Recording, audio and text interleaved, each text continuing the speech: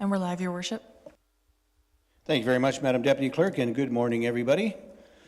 Beautiful sunny day, one of only two so far this year, so it's good to see the summer weather coming, that's for certain. We'll call this meeting to order, and we'll start off with our land acknowledgement, and I'll ask Councillor DeLeo to do that for us. Councillor DeLeo. Thank you, Mr. Mayor. Good morning, everyone. We begin our meeting by recognizing the First Nations, Métis, and Inuit peoples of Canada as traditional stewards and caretakers of the land. We acknowledge that the town of Wasaga Beach is located within the boundaries of Treaty 18, the traditional lands of the Anishinaabe, Haudenosaunee, Tionantadi, Wendat, and is the home of many First Nations, Métis, and Inuit peoples as part of an intricate nationhood that reaches across Turtle Island. At this time of truth and reconciliation, we welcome the opportunity to work together towards new understandings and new relationships and ask for guidance in all we do. Any wish, Councillor? Moving on to item number 2, disclosure of pecuniary interests. I have none before me at this time. If at any point throughout the meeting you feel you have a pecuniary interest, please notify us at that time. Item number 3 is an open forum. Madam Deputy Clerk, do we have anyone online for open forum? Thank you, Your Worship. We do not have anybody registered for today. All right, and I'll just look to members of the audience if there's anyone who wants to come forward and make comment on items on today's agenda. I don't see anyone jumping up and running this way. All right, we'll move on then in the agenda to item number 4, approval of the agenda. I do have a motion 4.1 resolved that the contents of the agenda of May 12, 2023 be approved as circulated. Could I have a mover and a seconder, please? Councillor DeLeo and Councillor Belanger, all in favor? That motion carries unanimously. And before I pass this on to Community Services to Councillor DeLeo, I just want to mention that earlier this morning, Council had the honor and privilege in our park here at Town Hall to unveil a commemorative plaque in memory of Mayor Walter Borthwick, who was mayor of this community for 25 years and brought us through some tumultuous times and some great times. He was fortunate enough to be here when the town was booming, was a very integral part in bringing the provincial park here, of course, along with Mayor prior to him, Mayor Robertson, and also getting water and sewers into Wasaga Beach. So we were able to join family and friends out in the park and unveil that commemorative plaque, which is very fitting of Walter, who not only was a great mayor, but a great man and friend. So we're very proud and happy to do that with and for the family. And I'll now turn this meeting over for Committee of the Whole to our first section, Community Services, to Councillor DeLeo. Councillor? Thank you, Mr. Mayor. I will now review the Community Services Business Unit of Committee of the Whole. All items listed below will be approved by one resolution. There will be no separate discussion of these items unless a council member requests it, in which case the item will be removed from the consent list and considered in the section for matters for consideration under the appropriate business unit. Now we'll turn to the Fire Monthly Report, and we have Fire Chief Williams to speak to that report. Fire Chief. Thank you, Chair DeLeo, and good morning, members of Council. April included 176 calls for service. That includes 4 fires, 4 motor vehicle collisions, 14 fire alarm activations, 3 requests for assistance, 21 public hazards, and 122 medical calls. We also completed 41 fire safety inspections, 4.5 hours of community outreach programming, 24 hours of training, and distributed 14 social media messages. 2 days ago, we responded to a very serious fire on Laidlaw Street, and I'd like to provide you just with a high-level summary of what that fire entailed. Unfortunately, the fire claimed the life of 1 adult female, and it also displaced 2 other residents. So I'd like to start by offering my sincere condolences to the family, but especially the son who we spent considerable time with on scene. Pumper 1 arrived on scene within 3 minutes and 30 seconds of the initial alarm call, and I arrived immediately shortly thereafter. What we witnessed was a heavy smoke coming out of the structure. There was a neighbor along the side of the house attempting to apply a garden hose to suppress some fire that they saw coming out of a window. And we also got information that there was a potential missing adult. Captain Cameron and firefighter Graham aggressively entered the burning structure to search for the missing adult as well as to extinguish the fire. What they encountered at the door was a near zero visibility environment due to the heavy black smoke, as well as significant heat. And within minutes of their entry, they were able to locate a significant fire located in a bedroom, as well as on the opposite side of the house. They quickly suppressed the fire and were able to locate the individual. As you know, our staffing on our trucks is 2 firefighters per truck. Therefore, their initial entry into that structure was done so without the safety of a backup team. It also was done so without a firefighter being at the pumper truck to control the flow of their water. So I wanted to share with you this morning that I am very, very proud of both their effort and their dedication as they conducted themselves that afternoon with very little consideration for their own safety. The Ontario Fire Marshal's Investigation Unit was notified and are currently in the process of determining the origin, cause, and circumstances surrounding the fire. And the other agencies who continue to be engaged are the OPP, the Coroner's Office, and ourselves. This fire serves as an excellent reminder for us that, you know, fires can happen at any time, of course, without any notice. And I really want our community to consider testing their smoke alarms this evening. Smoke alarms are absolutely your best chance for escaping a house fire. In this case, we have been able to gather evidence that a smoke alarm was present. However, we do not have an indication that it was sounding at the time of the fire. So the Fire Marshal's Office will continue to look at that smoke alarm to try and determine if in fact it was working or not. But in this case, the smoke alarm was not located inside the bedroom. It was outside of the bedroom and would have likely not helped. So for your consideration, if your house does not already have a smoke alarm located within the bedroom, you may want to consider adding one. And with that, Chair DeLeo, that concludes my monthly report. Thank you.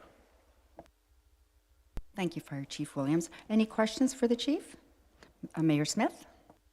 Thank you, Madam Chair. More comments, I guess, rather than anything. First of all, our truest condolences to the family of this lost soul.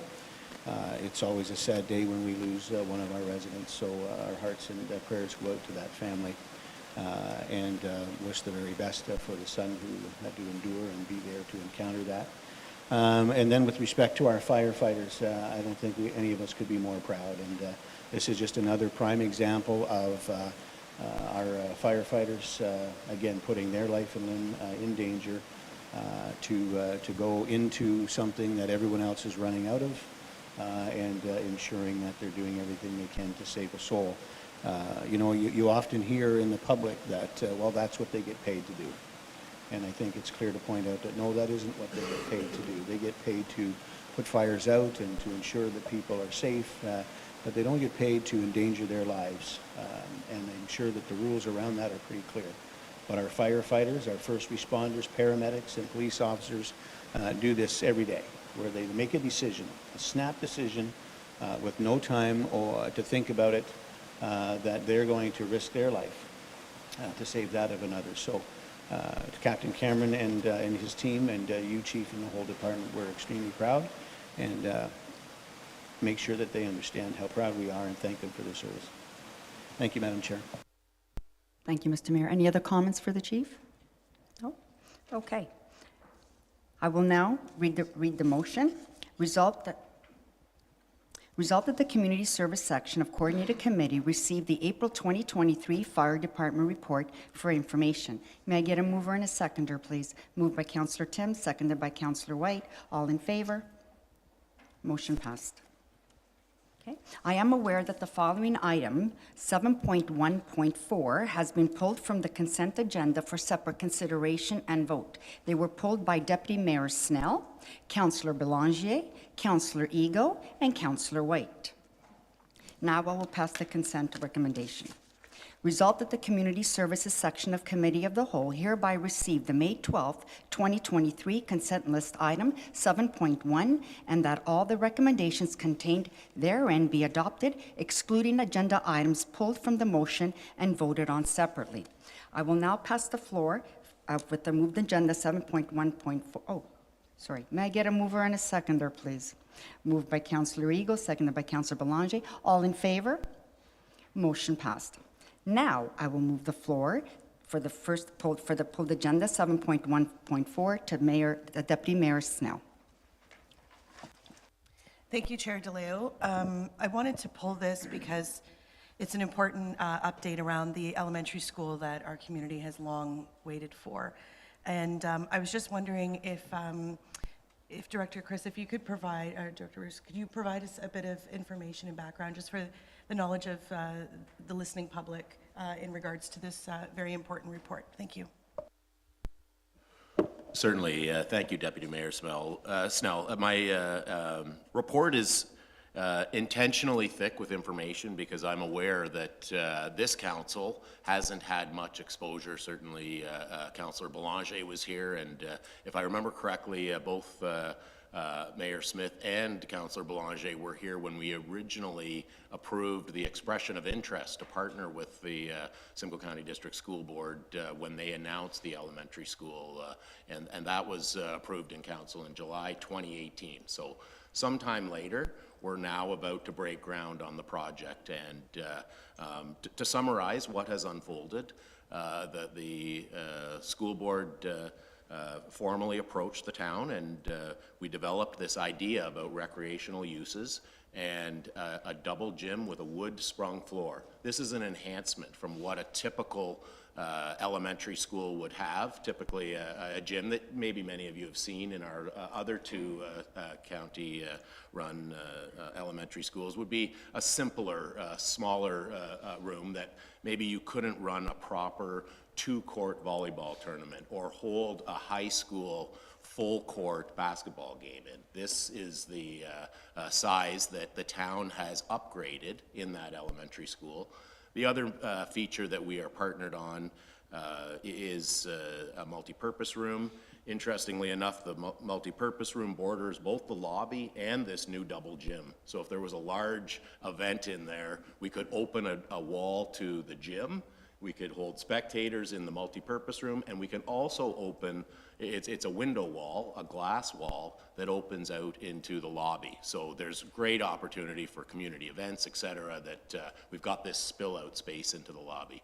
At any rate, as the project unfolded, we designed what would be purpose built for the community to use that school facility in the evenings and on the weekends. We've also come up with an operating agreement that has been approved in council in February 2021.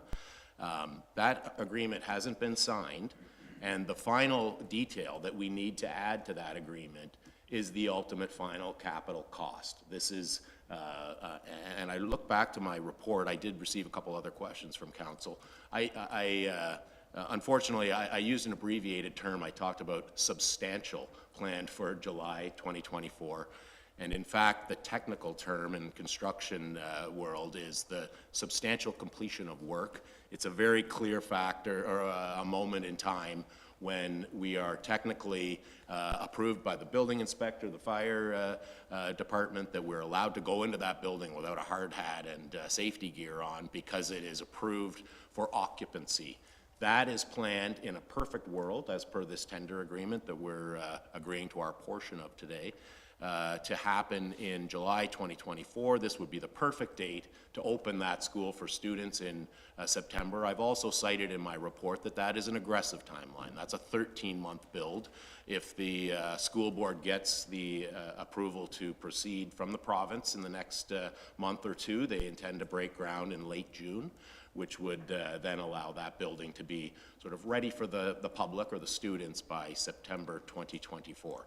At any rate, the agreement has specifics in it about utilities, maintenance, and cleaning.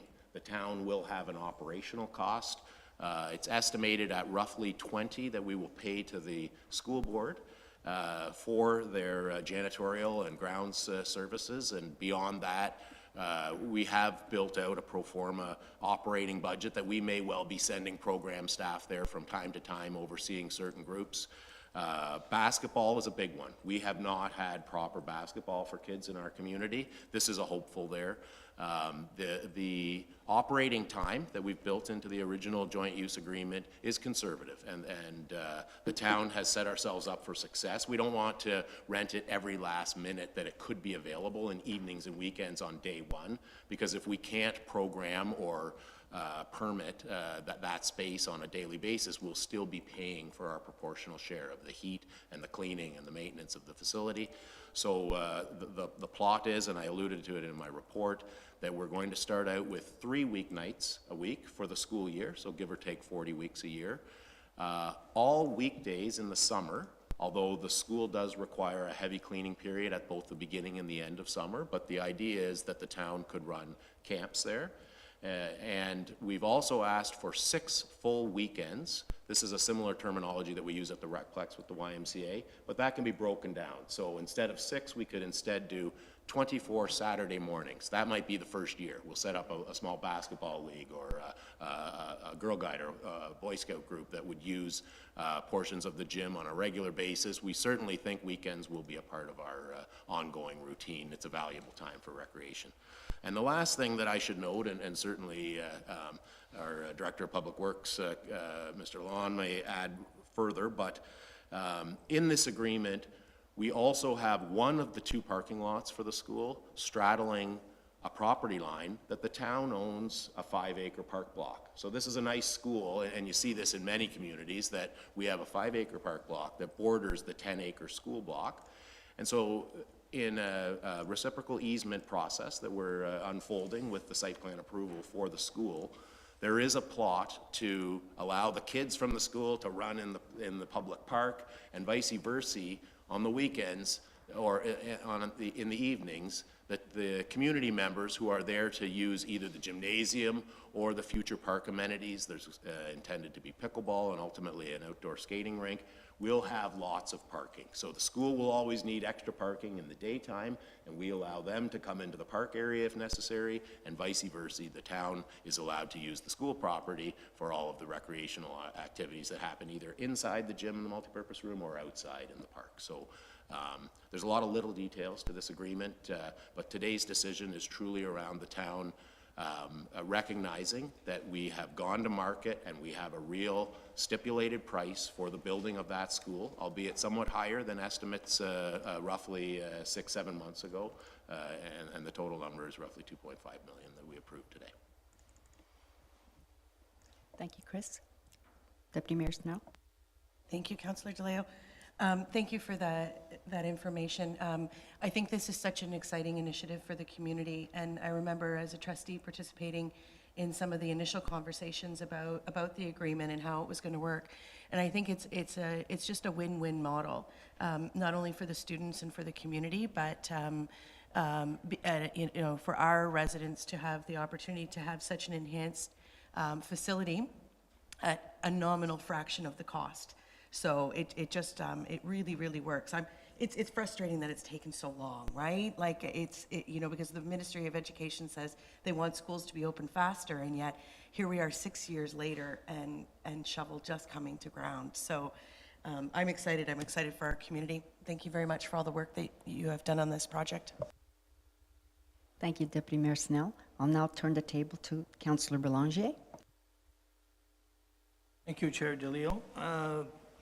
I have a number of questions, but and I have had some discussion with our director, but one of my concerns was that, and I asked the question, is the high school is in the same general area as this elementary school.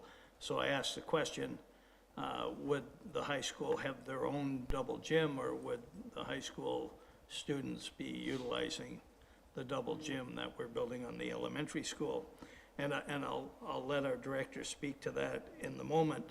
But obviously we have a long, narrow town, and when you put a lot of amenities into a specific location, there could be some concern on the part of residents that we didn't spread that out a little better. One of the concerns we talked about in it our deputy mayor alluded to it a little bit, is the delay in having this school built when it was approved on an emergency area. And, you know, ultimately it was because the infrastructure was not available to that subdivision. And, you know, we have other areas in town where the development is quite built out. There's occupancy, and there's also space for a school. So some of our discussion was, you know, around who was driving the bus on the selection, which is a little bit off topic.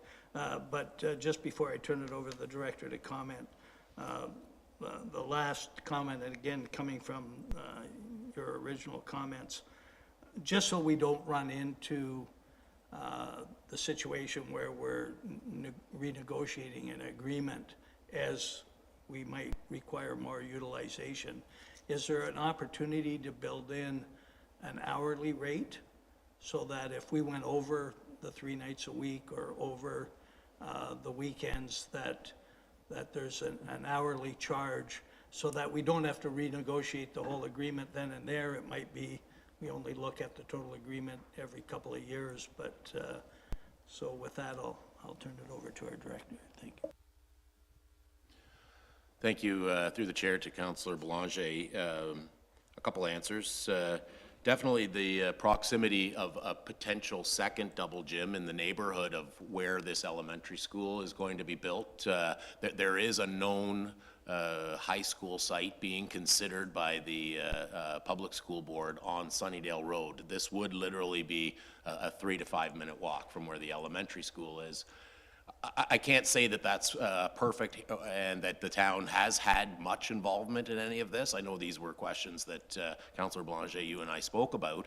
The one thing I can say from a recreation perspective is that there is an advantage to having 2 double gyms nearby, and that would be the ability for Wasaga Beach to host bigger sport tournaments like OFSA basketball, for example, to have 4 mediocre courts or 2 proper run-out basketball courts or volleyball tournaments as well within walking distance of one another would be a real asset to our recreation community. But I think at the time that the elementary school was becoming a reality for the town, we have not had a proper sprung floor double gym in our town ever. And often from a program standpoint, we see groups develop and then they move off to Stainer or Collingwood. And more recently, Elmvale also has a proper sprung floor double gym now. And that's something that our community members ideally won't have to do that extra drive for moving forward. And if we end up with 2, chances are the population growth will certainly justify it, and there is a real advantage to the town being a partner with the school board, and that we could permit both gyms and operate special tournaments. With regard to delays, I don't have a lot of insight or influence over how the province rolls out money to the school board to build schools. The one thing I can tell you is that our local board has not received an approval since 2020. And I think the high growth areas like Bradford and New Tech or Alliston area are getting schools, and we obviously are on a short list. The most recent submittal of 5 schools, all were rejected for our local area. But so it is tough. It is tough to get through, and this approval in itself will be a great step forward for our town, especially sensing that it's about a third over what the original projections were from the province. And then last but not least, the opportunity to build in additional space and time into the community use at this facility, absolutely that exists. And inherent with our agreement, the board has always left us with the assurance that we will settle our costs at the end of the year. So, for example, utility costs are subject to go up and down year over year if it's a cold winter or it's a hot summer kind of thing. Beyond that, there's also maintenance costs. It can't be perfectly predicted if a furnace in year 14 is going to be $20,000 or $30,000. But the numbers that we will pay will be based on the proportional share of square footage in space as well as the proportional share of time. And we have those numbers built in. So if it doesn't conflict with anything going on in the school and we decide to add Tuesdays and Thursdays in month 3, for example, that will all get settled in. We don't have an official plan if we pay quarterly or monthly at this point, but definitely there is a plot that we reconcile at the end of the year, and to government organizations it seems fairly straightforward, and we've been working between the town's Treasury Department and the board's Treasury Department to ensure that that model exists, and it's very sound. If we unlock the door for 1 hour or 17 hours, at the end of the year we will pay for what we've used, although we've started the arrangement with a minimum of this 3 days a week for the 40 weeks of the school year, and then the summer weekdays and a few weekends. Thank you, Chris. Councillor Belanger with a follow-up. Yes, thank you. I will be supporting the initiative, and certainly there's a lot of upside and benefits to our community. With that said, just a comment that recently the province had announced that they will be more participatory in decision-making, and I certainly hope that going into the future, our children, especially as young as kindergarten, ever have to be bussed out of our community again. Thank you. Thank you, Councillor Belanger. We'll now turn the table over to Councillor Eagle. Thank you, Chair. Yes, I really just needed a catch-up, so I'm really pleased to hear the questions and get this picture painted for me, and I'm sure many residents. So the only one question really isn't about this, and you may not have the answer. I'm just picturing Sunnydale. I know it's a huge build. Can someone tell me how many homes will be occupied, say, by 24, and what's the full build-out, and when's that expected? Just an idea would be great. Well, I can cite my report. In the background section, I did quote a number of 2,750 units for the entire build-out. Now, that's a couple years old. I can't say exactly what's unfolding and at what timing, but the breakdown of that was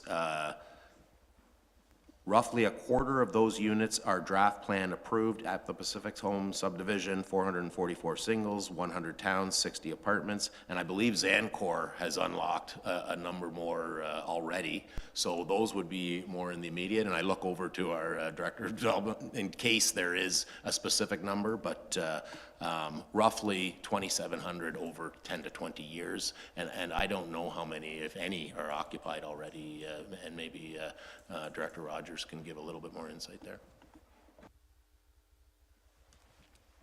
Through the chair. Yeah, I don't have those numbers here with me today, obviously. There's a number of homes under construction in there. We haven't issued any occupancies yet, but as to how many occupancies we would have at the time the school is opening, we can, do some projecting and get back to you with that information. Thank you. Really, I just wanted to catch up, and thanks for having those numbers. I do recall seeing them in the report, but I needed it refreshed. And yeah, it's going to be a huge area and obviously a great need. And I, too, will be happy to see children not bussed out of this area. Thank you. Thank you, Councillor Eagle. I will now turn the floor over to Councillor White. Thank you, Madam Chair. Speaking with the director offline earlier, it's a great use of space and a great value for the taxpayer here. But more importantly, it provides great community service for a group of homes that are really cut off from the rest of the town, and the fact that we are long in town, but also this is not a walkable distance to Moseley or River Road like the rest of our subdivisions typically are. So I think it's really great. So while I do definitely applaud the hard work by not only town staff but also board staff in putting this partnership together, I feel it's really important that we activate these opportunities. But we are talking about an elementary school here too as well, and so I am disappointed by the politics that have led to a situation where our elementary students are bused around the county due to a lack of space here in Wasaga Beach. And I am very disappointed it's taken 30 years for the board to make a capital investment in Wasaga Beach. I think the last one was Birchview Dunes Elementary School. We have been advocating for expanded access to education here in Wasaga Beach since 2014 when the task force was established, and even further back to the ARC in the 2000s. We've asked for a high school, they've said no. We've asked for a 7 to 12 campus, they've said no. We went to the minister to ask for action, who agreed and asked the board to take action, and yet here we are in 2023, and we're still just talking about getting shovels in the ground now. So again, I'd like to take the opportunity to thank staff and the board, but I would like to scold the politicians that think it's acceptable to treat our kids like backfill. You know, during a presentation to the board, we were asked by one of the trustees that said, what makes Wasaga Beach kids so special that they should not be bused around the county for school? And it's comments like that that make you wonder why it's taken 30 years to see an investment. I did have a question around timing, which you answered in your preamble, so I appreciate that very much, and I'll end it there. Thank you, Madam Chair. Thank you, Councillor White. I'll now pass the floor to Councillor Timms. Thank you, Councillor DeLeo. I have a question for Director Bruce, and I don't know if you can answer this at all, but, you know, following behind Councillor White's remarks about our kids being bused, is there an opportunity with this new build for some of the kids in the other communities that currently are being bused out of town to go to that school in our own town? I'm aware you probably don't know.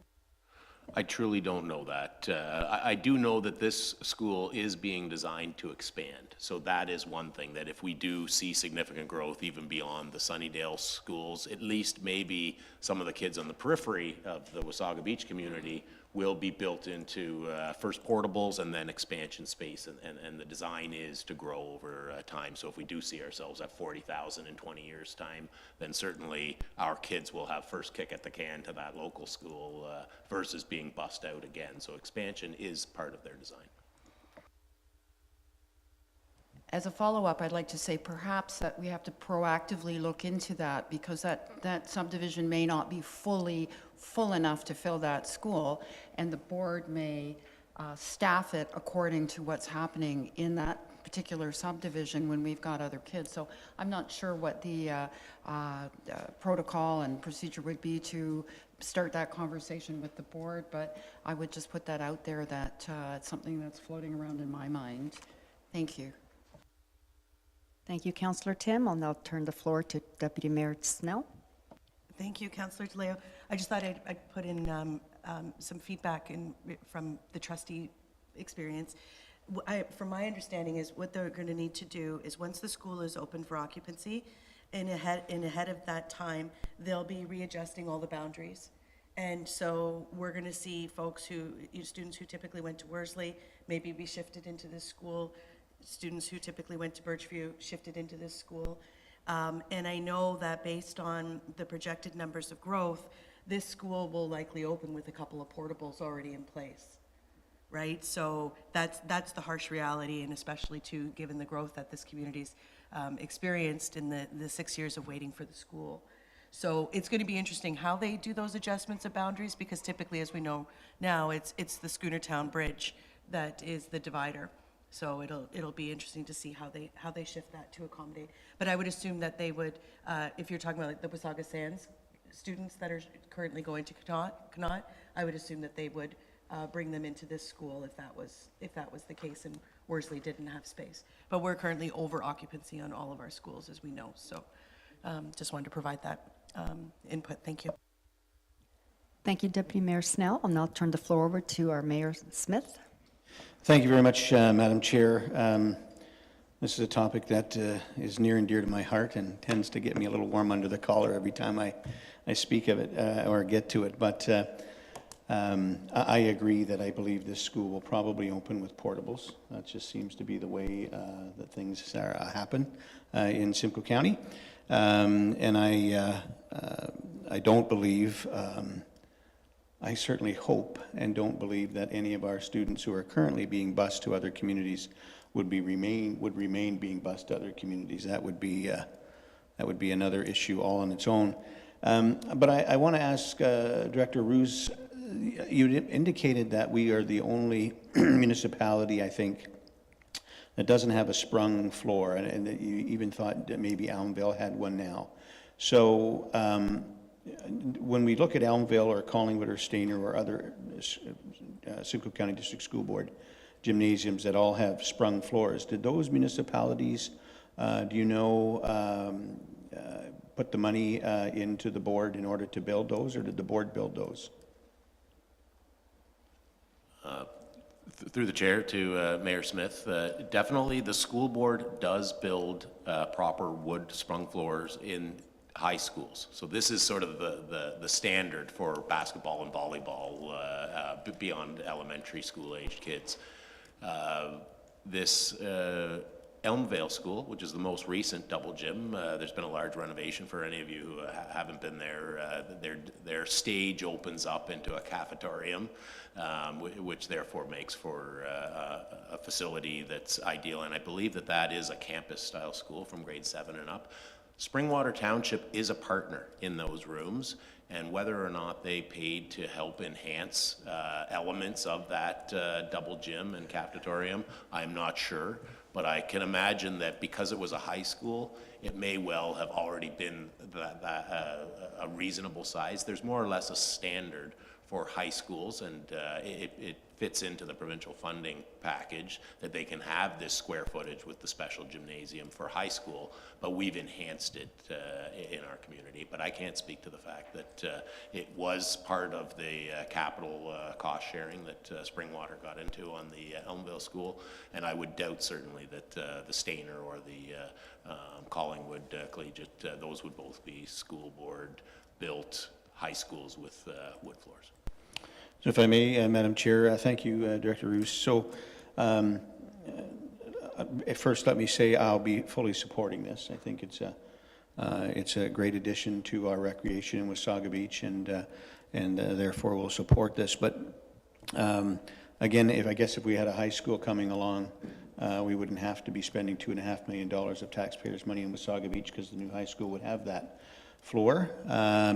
And I know for a fact that our good friends at the ministry in the province are very clear that when they build schools and pay for schools in their entirety. Municipalities are not on the hook for any of that. But I do understand that the sprung floor would be in a high school. So again, I guess if we were further down the road here and our high school was being built, that would be a great savings to the people of Wasaga Beach, but we're not. So we'll hopefully make that investment here today and continue on and continue to work with our friends at the ministry and the Simcoe County District School Board to bring a high school to Wasaga Beach as quickly as possible. Thank you. Thank you, Madam Chair. Thank you, Mr. Mayor. Are there any other comments or questions? No? Okay, I would just like to add that I too am in full support of this recreation, 100%.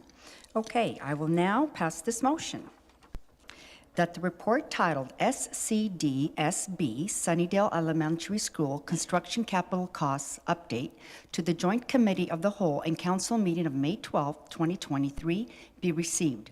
And further that Council approves the town committing its estimated proportional share of the future community school and site capital costs at $2,524,522.01. And further that Council amend the 2023 budget to include this expenditure for the financial implications section of this report. May I get a mover and a seconder? Moved by Mayor Smith, seconded by Councillor Belanger. All in favor? Motion passed. And this concludes my portion of the community services. I will now turn the table over to Councillor Tim for Public Works section. Thank you, Councillor DeLeo. I will now review the Public Works Business Unit of the Committee of the Whole. There have been no items pulled from the consent agenda. However, I am aware that Councillor Ego would like to comment on item JCAC 2023-05-05 regarding the contract award RFP PW 2023-12. Councillor Ego? Yes, thank you, Councillor Timms. Chair. Yes, I would just like to comment, being in the east end of town, that I commend our director for finding this little niche of land that's quite visible for the public to see, to put a neighborhood park in. It's much needed, and I know there's needs throughout town, but it's just a nice little corner that's been sitting vacant for a long time. So to see a playground going in there is wonderful, and that I certainly reviewed all the proposals that came forward. And one really caught my eye, that it has the different themes that parks have today, and I know they're all accessible, but some may have boats and sandcastles and themes to them and nature elements. So thanks for your work on this. I really appreciate it, as I'm sure the residents and visitors, which are many in that area, will get to enjoy. Thank you. Are there any further comments on that item? Do any other members of council have a comment on any other item in the consent agenda? Seeing none, I will now read the motion and ask for a mover and a seconder. Resolved that the Public Works section of Committee of the Whole hereby receive the May 12, 2023 consent list item 7.2 and that all recommendations contained therein be adopted. May I have a mover and seconder? Moved by Councillor White, seconded by Mayor Smith. All in favor? Carried. This concludes the Public Works Business Unit of the Committee of the Whole. Since there are no items in the Development Service section, I will now pass the chair to Deputy Mayor Snell for the General Government section. Thank you, Councillor Timms. I'll now review the Development Services Business Unit of the Committee of the Whole. I'm aware that the following item has been, General Government. I'll now review the General Government Business Unit of the Committee of the Whole. I'm aware that 2 items have been pulled. 7.4.2 by Councillor White for comment, and 7.4.3 by Councillor Boulanger and myself for questions. So it's not pulled. Okay. So I'll move to 7.4.2, please, to Councillor White for comment. Oh, yes, just a comment on the fact that we're keeping patio, ad hoc patios open again and continuing for the foreseeable future. A great business development decision, and I really support that. I think that it's going to help the operators, and it certainly makes the town look warm and inviting when they see people sitting outside with umbrellas and refreshments. Thank you. Thank you, Councillor White. Is there any other further comments? Mayor Smith? Thank you, Madam Chair. I want to commend staff too on their forward thinking with respect to patios, and that they're now looking to implement a process where it's not an annual event for businesses to have to come back and continuously go through a process that takes not only businesses' time but our staff's time, which is very valuable. And so once they're approved, they'll be able to carry on unless they're going to make a change. And I couldn't agree more that with Councillor White, that I think that this is just a good step forward, as many other municipalities have already done in the past, to opening our businesses up, allowing them to do as much business as they possibly can. And of course, we all love patios, so it's an inviting and forward thinking by our staff. So excellent job by our Economic Development Officer, and keep up the great work. Thank you. Thank you, Mayor Smith. Is there any other questions or comments?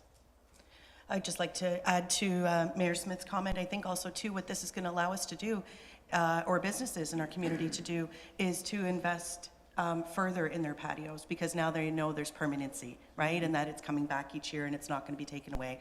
So I think a lot of the businesses have done such a fantastic job in this interim part, and I look forward to seeing even more commitment going forward. So thank you so much for bringing this forward. Okay, so I'll read that.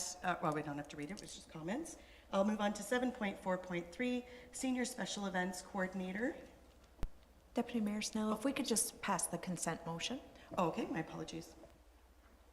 For the economic development? Or for all?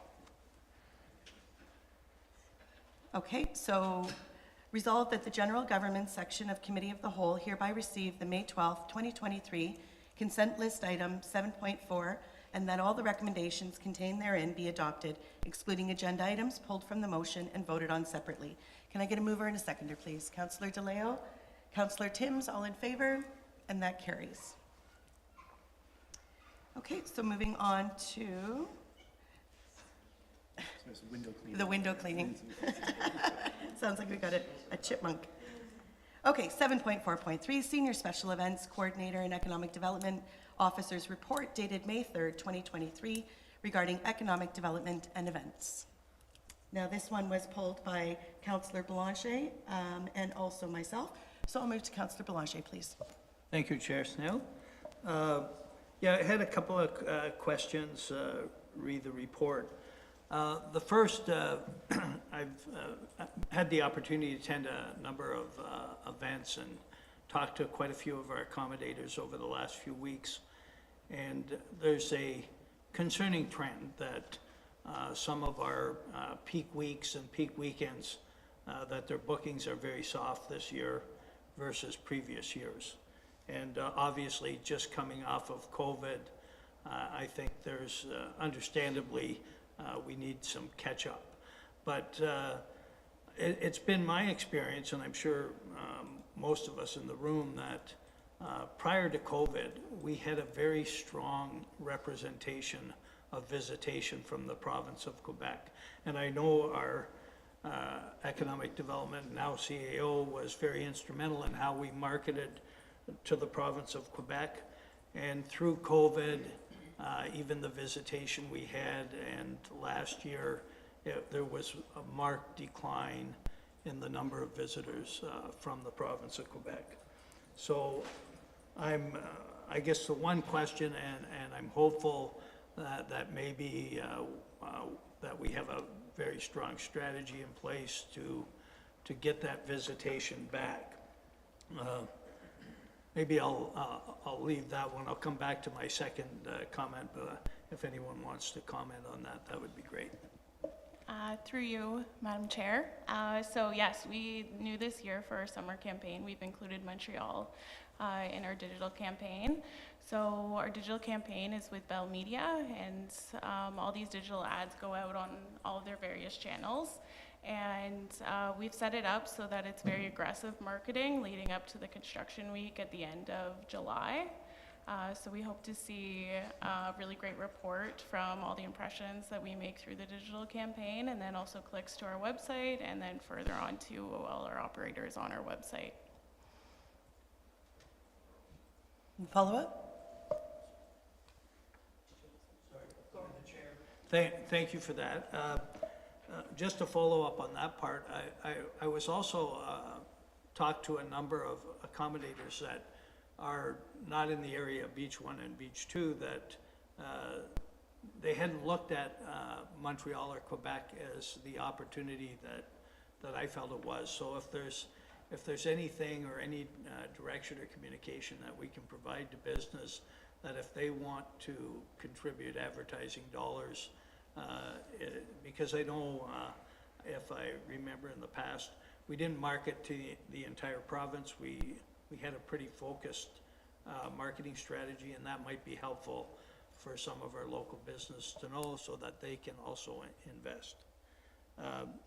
The other question I had, and was, when I read the agenda, we have a parachute event on the 16th, and I hadn't seen any promotional advertising on it, and I think I was reading my agenda on the 9th. So Candace and I actually contacted, and shortly thereafter, I understand it was short notice, there was a social media post, which I then posted to many, many groups.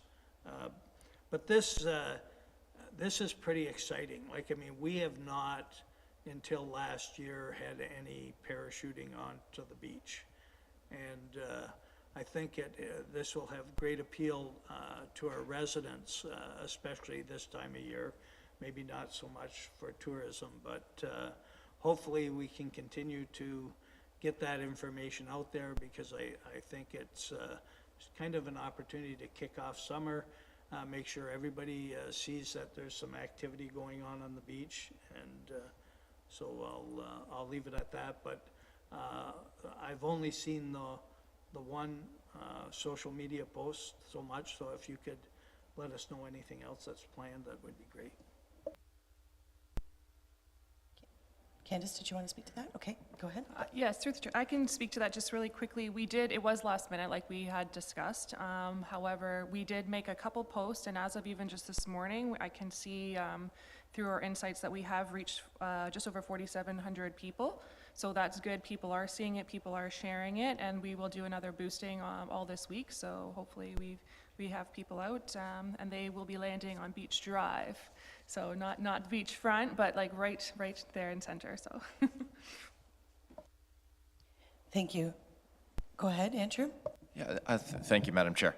And through to Councillor Belanger, you raised some excellent points. And there's a bit of an art and a science to marketing this town. And historically, Wasaga Beach has really piggybacked on partnerships that we've established with the province through RTO 7 or the Ministry of Tourism, Culture and Sport. We are rebuilding those relationships. Obviously, COVID had a dramatic impact on the ability to market not only Wasaga Beach, but many destinations around the world. So we are working hard to rebuild those relationships. But one thing to keep in mind, we can spend a lot of money to bring people here, but you want them to come back. And for them to come back, there needs to be product-ready experiences that are world-class. Otherwise, they won't come back. So particularly visitors from Quebec, and we did absolutely target Montreal, what was one of the key areas that we marketed to, as well as the northern New York State. Again, the Main Street Market is gone. That was very popular with Quebec tourists.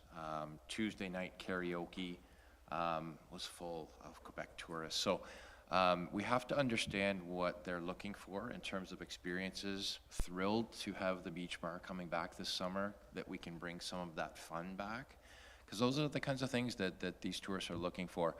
But we also will be working very hard with Candace and Caitlin over the course of this year and coming years to really focus on building world-class experiences, so that as we market, as we spend dollars, as we work with our partners to really sell all the amazing things we have, that we actually have the stuff that they're looking for, that it's world-class. And think about what your top 10 experiences would be in this town today. And because if I'm a tourist looking to go to a destination, first thing I do, top 10 things to do in this place. So we need to have really strong top 10 things, and that'll be a lot of our focus. Thank you. Thank you, Andrew. Mayor Smith? Thank you, Madam Chair. So I piggyback, I guess, on what the CAO is saying, and but before I do, I have a question. Are we working, Caitlin, with the county as well? Because I know the county does significant advertising to the Quebec market as well. So have we piggybacked on that this year? Through you, Madam Chair. So yes, so we've spoken to Tourism Simcoe, and we're targeting the same areas that they are, so we can capitalize off what they're doing. In addition, we've also applied to RTO 7 for marketing dollars. So we've applied for a social media campaign as well, so that's something I didn't mention earlier. So if we're successful in that application, then there'll also be boosted posts on all these social media platforms. And then we've also applied for a digital marketing campaign for the fall and winter as well. So that will leverage about $10,000 on top of ours to go towards the digital marketing campaign in the fall and winter. Thank you, if I may. Follow up? Thank you. So, you know, we often hear out and about when we're talking to the public, you know, why are you focusing so much on tourism? It's really simple. If the sun shines, the people will come.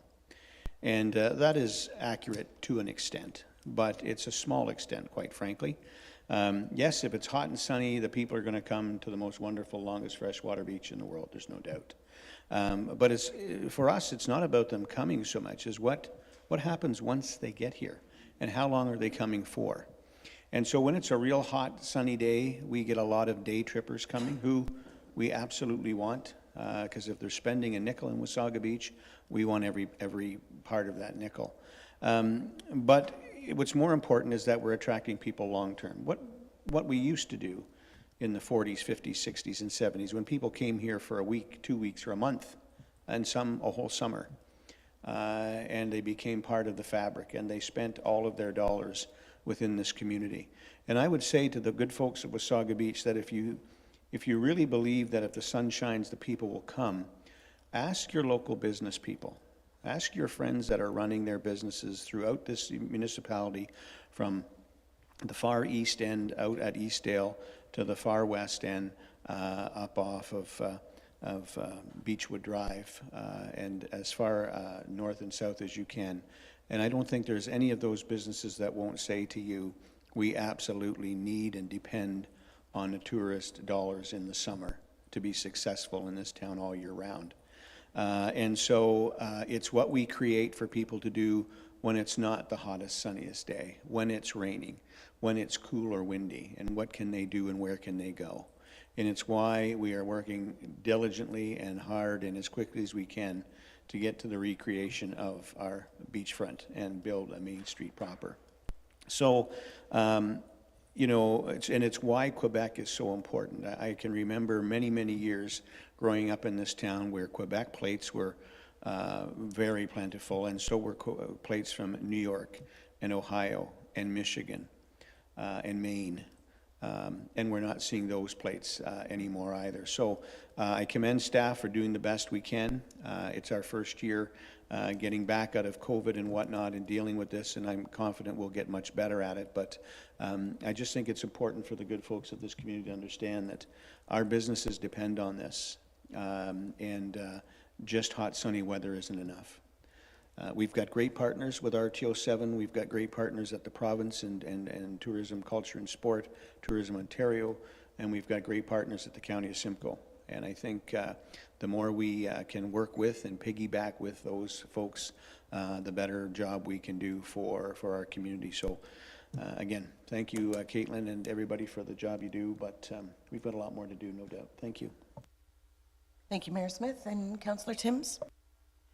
Thank you, Deputy Mayor Snell. I just want to also commend staff. I didn't pull the report because I've had the pleasure of conversations with both of our leaders here and know what they've got on their plate. And I'm very excited that a lot is happening. And one of the things that we can look forward to is the information that comes out of the Advisory Committee for Tourism as they ramp up. Very excited that Economic Development is hosting business roundtables just next week, and I am aware, because I asked, we have a pretty good volume of business owners that are coming to start the conversation, and I know we're going to have some great plans to take away and ideas and inspiration and find out where our gaps are. When I worked at the town and fully realized how many people were here from Quebec, I pitched an idea about rolling out the welcome mat a little bit, because they were here and, you know, you didn't know unless you heard them speak or went to the karaoke. But I think that we can do a good job going forward with really leveraging that market. But all of that takes me back to the fact that I know we need to update our events strategic plan, and I do know that is on the radar and will be forthcoming. So we have so much opportunity to move forward with some terrific plans that are relevant in the now. I think to the point that it's a soft season in accommodations also speaks to that time during the pandemic when people were booking to get out of the house. And so there's this little correction that I think is going to happen that I'm sure for a lot of our accommodators is alarming. And I think we'll hear more about that next week at the business roundtables. But again, thank you so much for what you're doing. That's a huge report. There's a lot going on. Thank you. Thank you, Deputy. Thank you, Councillor Timms. And Mayor Smith? Thank you, Madam Chair, for giving me another opportunity. I neglected to thank Candace and her team because I can tell you we've been talking quite a bit, and that team is also working very hard and has created a ton of events for this summer, and great events, a lot of good events with live entertainment and music. And I just want to take the opportunity to speak to our full-time residents and say, folks, you know, get up and get out and come on down to the main beach area. and enjoy these events. I think the more you do that, the more you're going to want to be a part of it. And I am guilty of it as well. In the summertime, there are times when, you know, it's busy and you think, oh gosh, I don't want to be part of the crowds. But every time I get down there and I see another band or another event or a busker, I enjoy it more and more. So to the good folks in this community, take the opportunity, get out, see your town, see the work that our staff have done, see the great events. And we've got some really cool concerts coming up that I'm sure Candace and her team are itching to get completed and get out to the public. That is going to be just phenomenal. And next year is our 50th birthday as a municipality. So I know that Candace, Lisa, and Heather have, I mean, they are constantly thinking about this, and I call them our party girls. So they are out there working and pounding the street and working the phone lines to get great quality entertainment. So get out there this summer, folks. Be a part of this community. Be a part of what it is we're doing, and celebrate who we are. And I think that if you haven't done it before and you do it, you're going to have a whole new outlook on the great community that you live in. Thank you, Madam Deputy Mayor. Thank you, Mayor Smith. Councillor Blanchet? Thank you for the second opportunity. I just wanted to add to what the mayor just said. We made it as a council a lot easier. You can use your free parking passes to be down at the front beach and enjoying all these events. Thank you. Thank you, Councillor Blanchet. Is there any further comments? Okay, seeing none. I did have one myself as well. I am so excited to see all those events that coming back to our community, and to see our community come back to a fun focus, especially post-COVID. And you know, much as the mayor said, you know, I think as residents we have a duty and responsibility to put our paddle in the water as well, because we can't expect staff or these invested dollars to be the only thing that's pushing the boat forward. And so I really encourage residents to share. When you see these posts and you see these events coming up and all this amazing stuff, share it to your friends and family. And I also encourage our accommodations to take advantage of all the work and leverage that you're doing, and get those posters, event summary posters, up proudly in your establishments. Share it on your websites. Use it as a traffic driver. So I look forward to that message also coming to the table discussions on Monday too with the businesses. But thank you very much, ladies, for all that you have done. Okay, so that being said, we'll pass the motion that the report titled Update Report, Economic Development and Events to the Joint Committee of the Whole and Council meeting of May 12th, 2023 be received for information. Can I have a mover and a seconder, please? Mayor Smith? Councillor Timms? All in favor? And that carries. This concludes the section, and I will pass it back to Mayor Smith, please. Thank you, Deputy Mayor Schnell. And so we'll now do a rise and move back into council, which is item number 8. And I do have a motion, but at this point we would normally take a break, but we're moving pretty quick. We've got a lot yet to do outside of this meeting. So, Madam Clerk, do you have a motion that you could read for us to waive the 30-minute break unless staff or council need a bio break or anything? Anybody? All right, so we have that motion, Madam Clerk. Thank you, Your Worship. The proposed motion that the Joint Committee of the Whole and Council waive Section 4.04B of the Procedural Bylaw, and that the Committee of the Whole session immediately move into the Council session to receive a report on the proceedings of the Committee of the Whole session. Right, Council, you've heard the question. Can we have a mover and a seconder? Councillor White and Councillor Ego, all in favor? Motion carries unanimously. All right, we'll now move on then to item 8.1, the rise in recommendations. It is resolved that the Committee of the Whole... Mayor Smith, you can proceed right to 9.1. All right, thank you very much. Moving to item 9.1, we have a motion resolved that the recommendations of the Committee of the Whole session from the meeting of May 12, 2023 be adopted as resolutions of Council.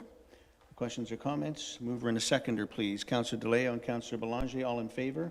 Motion carries unanimously. Moving on to item number 10, consent list for Council. I am not aware of any items that have been pulled. Madam Clerk or Deputy Clerk, anything? No.